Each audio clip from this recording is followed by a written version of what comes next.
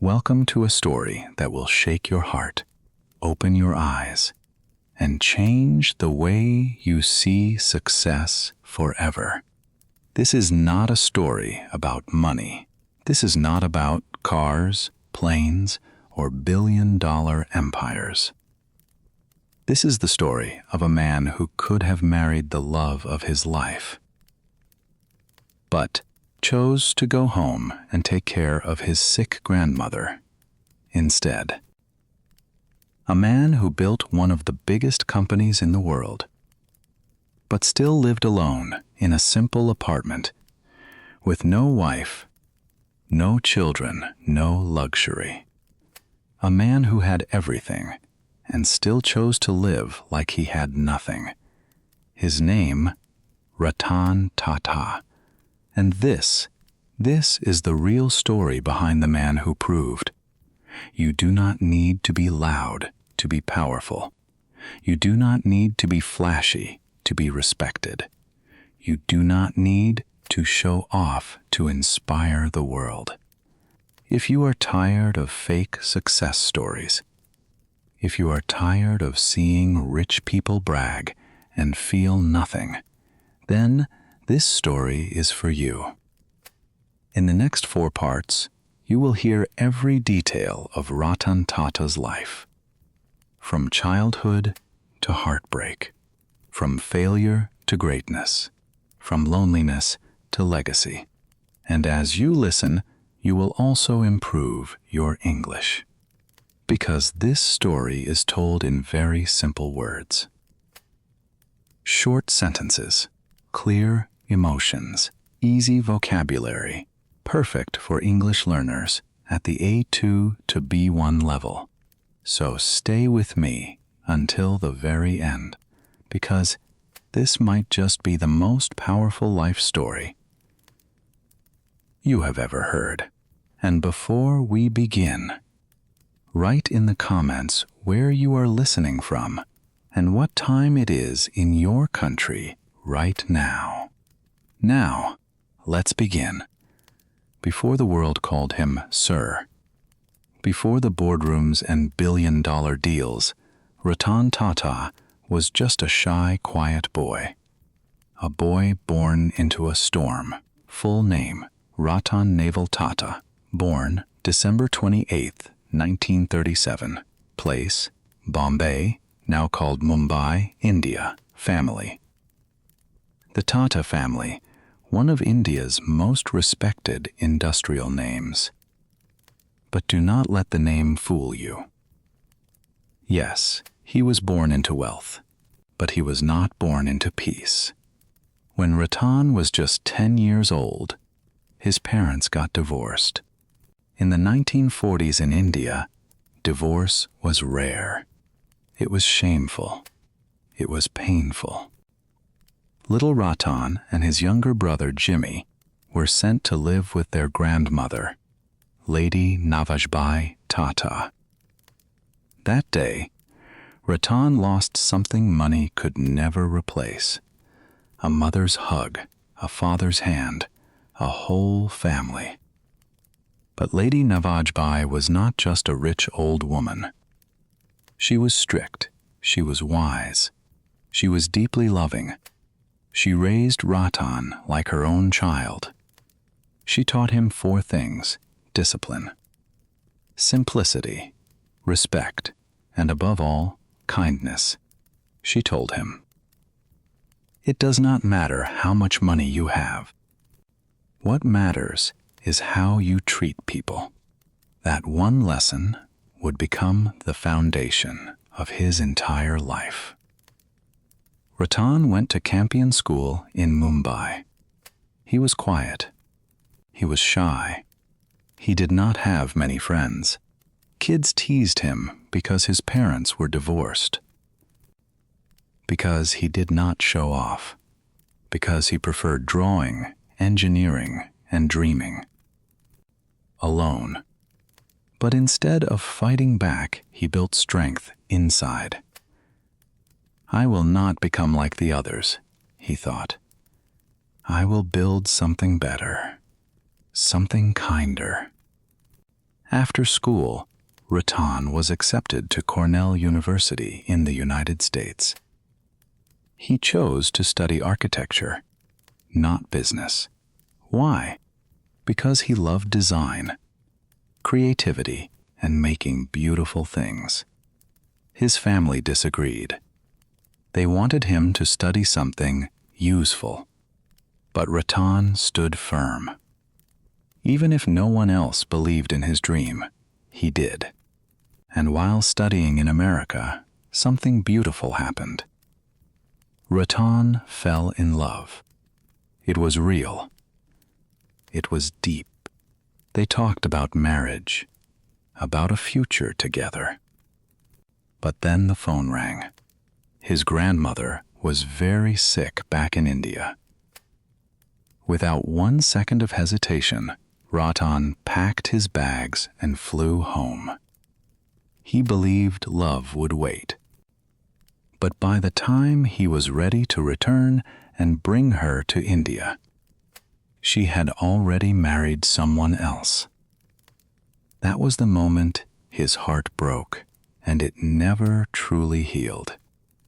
Ratan Tata never married. He never loved anyone the same way again. But from that pain, he learned something. Real strength is built in silence. You do not have to be loud to be powerful. If you stay kind through your pain, the world will one day feel your impact. After losing his first love, Ratan returned to India with something stronger than heartbreak. He had a quiet fire inside him. He had finished his degree in architecture at Cornell University. Later, he completed an advanced management program at Harvard Business School, a course that would help him lead one of the largest companies in the world. But when he came back to India, nobody thought he was CEO material, people whispered. He is just a rich kid. He is too soft, too gentle, too emotional. They were wrong, but Ratan did not fight them with words. He decided to answer them with work. In 1962, he joined Tata Steel in Jamshedpur, not as a director, not as a manager. He joined as a floor worker. He wore a helmet, not a suit. He worked with furnaces, sweat, dirt, and machines. He ate with workers, not executives. He wanted to learn the business from the very bottom. People mocked him. Why is a Tata working in the heat like a laborer? But Ratan did not explain himself. He was too busy preparing for a battle nobody else could see. Through the 1970s and 1980s, Ratan tried to bring new ideas to the Tata companies. He wanted to modernize, innovate, think differently, but senior executives blocked him. They said, "He will destroy the group. He is not ready." So what did Ratan do? He did not fight. He did not shout. He did not quit. He observed. He learned. He waited. Like a tiger sitting quietly in the shadows, he prepared. Then the moment arrived. JRD Tata, the legendary chairman who had led the Tata Group for decades, announced in 1991 that he would step down. Everyone expected a bold, powerful, old-style businessman to replace him. But JRD surprised the world. He said, "Ratan will be my successor." The board was shocked. Some were angry. How could the quiet, soft, gentle Ratan lead an empire of 90 companies? But JRD saw something others missed. He said, "Ratan has honesty, humility, and heart. He has the courage to be kind in a cruel world, and that is the rarest kind of leadership. And just like that, in 1991, Ratan Tata became chairman of Tata Sons. But his real test was only beginning. When Ratan became chairman, the Tata Group was not one united company. It was like a broken house with 90 rooms, each room doing its own thing. No shared vision, no unity. And many companies were losing money. India had just opened its economy to the world. Foreign companies were entering fast. The Tata companies were old, slow, and under pressure. But Ratan began a quiet revolution. Step 1, one logo, one mission, one direction. Step 2, cut dead weight, close loss-making units, focus on innovation. Step 3, take bold bets. He launched Tata Indica, India's first truly homegrown car. He grew Tata Consultancy Services, now one of the biggest IT companies on earth. He began expanding Tata Steel for international markets. But the Indica launch in 1998 hit a wall. In the first months, reports came in, performance issues, mileage problems, unhappy customers. Sales dropped, showrooms became empty, and the same media that once cheered now attacked. Headlines read, "Tata's Big Flop, Ratan Tata's Biggest Mistake." Business tycoons and foreign companies laughed. "See? We told you. He is not a real leader. He should resign." Then came the most painful moment. Ratan was advised by his board to sell the Tata Motors passenger car division. The losses were massive. The embarrassment was worse. So Ratan flew to Detroit, the home of America's auto giants, to meet Ford Motor Company. He sat across the table, hoping to sell his car business. Instead of respect, he received an insult. A Ford executive looked him in the eye and said, "You don't know anything about cars. Why did you even try to build one? If you give us this company, we'll do you a favor by buying it." Ratan listened. No reply, no anger, no emotion. He stood up. He walked away. He did not sell Tata Motors. And he did not forget those words. He went back to India. He sat with engineers. He studied every complaint. He fixed the design, improved the performance, and launched Indica V2, a much better version. This time, it worked. Now, fast forward to 2008. Ford, the same company that insulted Ratan, was in deep financial trouble. Their luxury brands, Jaguar and Land Rover, were losing money fast. They needed to sell. And guess who came to the table? Ratan Tata, the same man they once humiliated. Ford executives now welcomed him, with different faces, different voices. In March 2008, Tata Group bought Jaguar and Land Rover from Ford for $2.30 billion. The man who was once told he knew nothing about cars now owned two of the most iconic car brands in the world. The same Ford chairman who had insulted him years ago now said, "You are doing us a big favor by buying our company." This was not revenge. This was not ego. This was something more powerful. It was quiet, patient justice. Under Tata's ownership, Jaguar and Land Rover became profitable within 2 years. New models were a global success. Tata Motors became a world-class force in the automobile industry. Ratan did not just save a brand, he saved a dream, and he proved to the entire world India could not only build cars. India could run the best car companies on earth. After more than 20 years as chairman, Ratan Tata had taken the Tata Group global.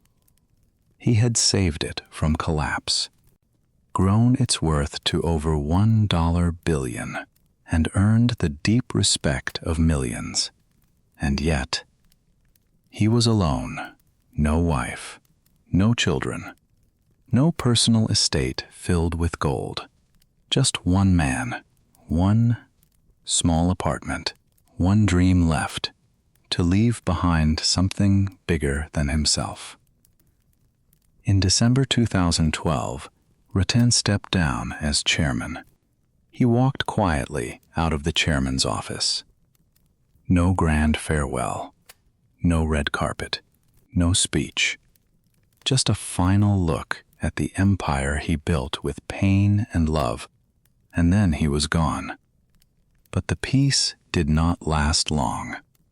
In 2016, the board suddenly removed Cyrus Mistry, the successor Ratan had chosen. The removal was controversial.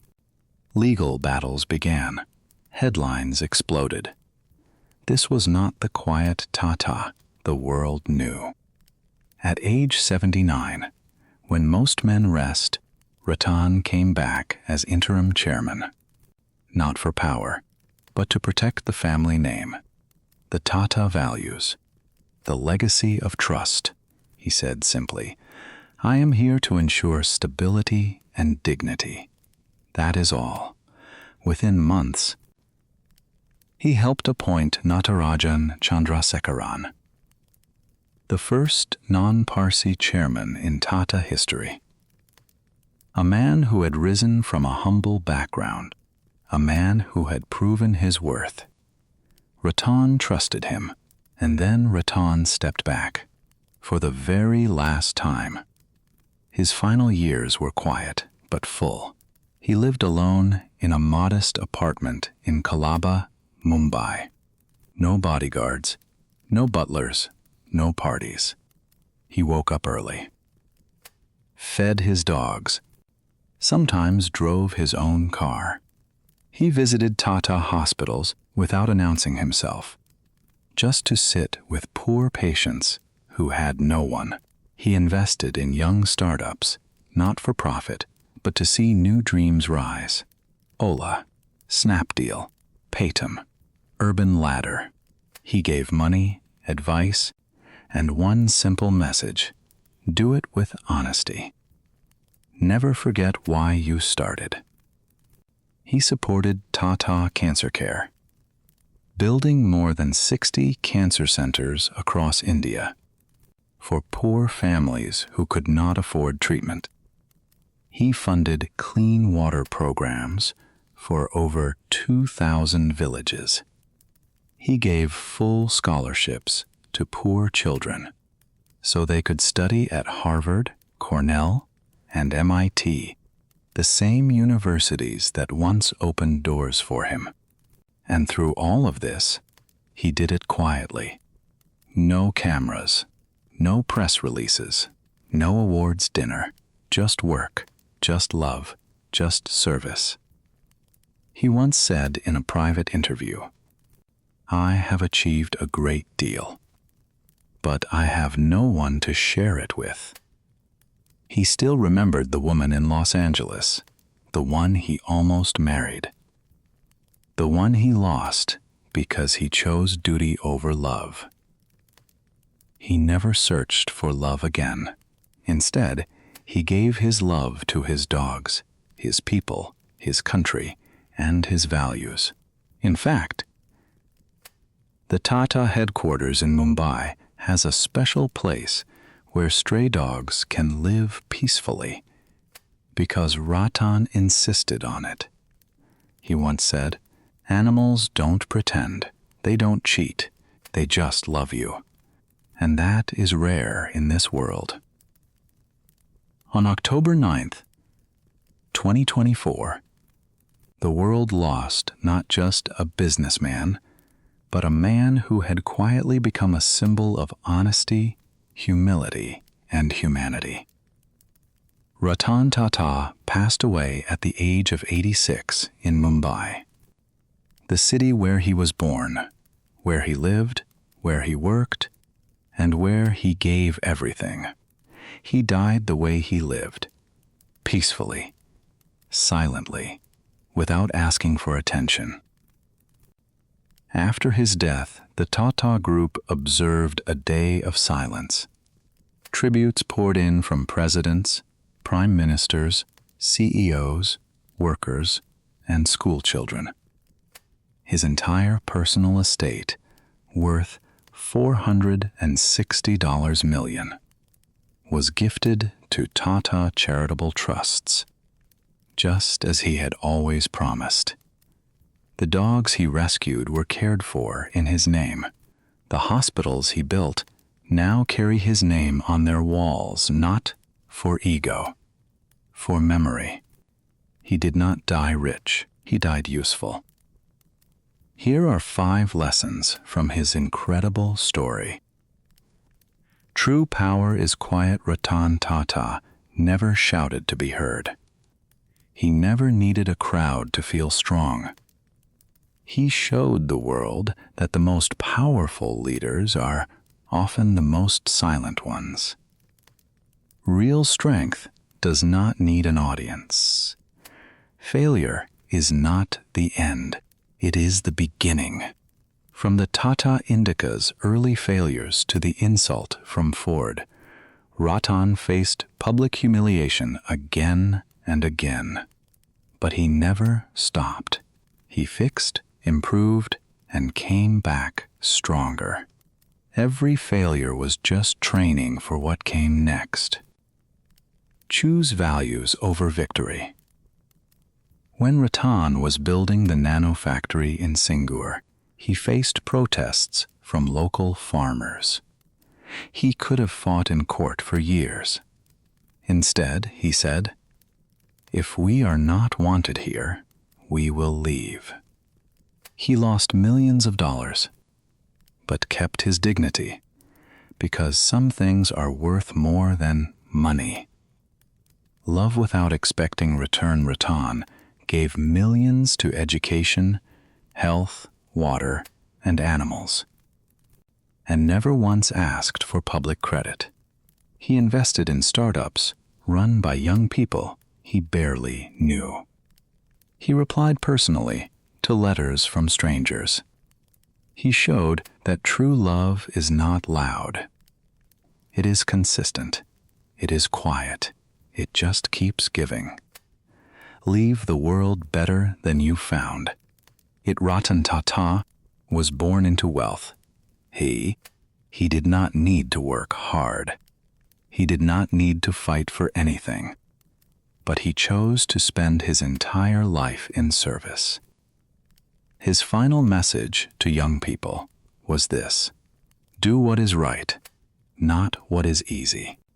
People will forget your money, but they will never forget how you made them feel. Ratan Tata never made a farewell speech. He never asked the world to remember him, but the world could not forget him, because kindness never dies. It lives on in the students whose education he paid for, in the patients whose cancer treatment he funded, in the stray dogs sleeping safely in his building, in the young entrepreneurs still building their dreams with his money and his faith. He was not perfect. The Nano did not succeed the way he hoped. The Singur factory had to close. The Cyrus Mistry chapter was painful and messy, but through all of it, He never lost his values. He never stopped caring. He never raised his voice when he could have raised his fist.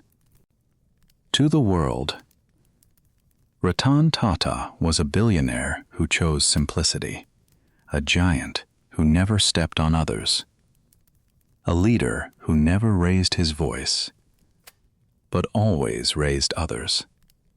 To India, he was not just a businessman. He was a father figure, a moral compass, a silent soldier of values. And to you, listening right now, he is proof that success is not about how loud you are. It is about how kind you choose to be. If this story touched you, I would love to hear from you. Tell me in the comments, which part of Ratan Tata's life stayed with you the most? Was it the moment he walked away from Ford with no anger and no words? Was it when he said, "If we are not wanted here, we will leave," and actually left? Or was it the image of this powerful, gentle man, alone at night, feeding stray dogs in a simple apartment with no one beside him? Tell me in the comments. Your words matter here. If this story moved you, subscribe to Timeless Stories. Every week, we bring you powerful, emotional, and true life stories told in simple English with a lot of heart. Stories that do not just teach you English, they teach you how to live. Thank you for watching. God bless your journey. And remember, kindness never dies. It lives on in people like you.